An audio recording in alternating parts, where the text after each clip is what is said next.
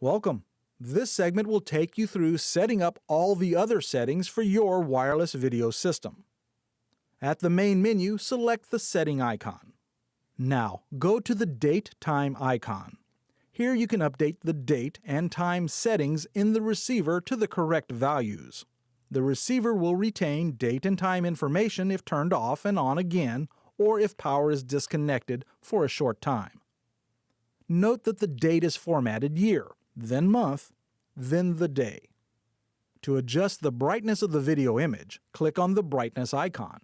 When the brightness screen appears, you'll see that there are 5 levels to choose from, with 0 being the darkest and 5 being the brightest. Note that this setting won't help if your camera is looking at an area without enough light, or is beyond the range of night vision.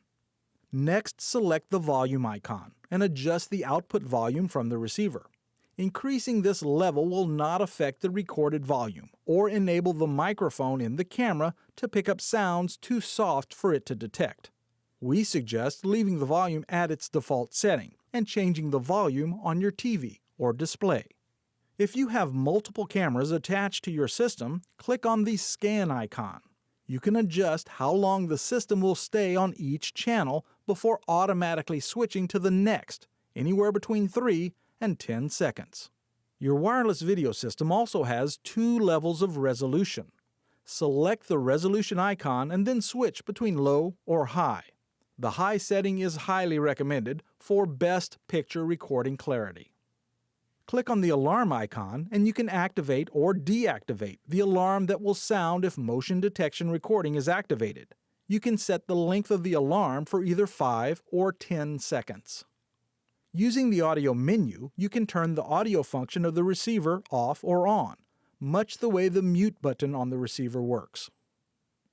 By clicking on the display setup icon, you can select your video standard, either PAL, used in Western Europe and Australia, or NTSC, used in North America and Japan.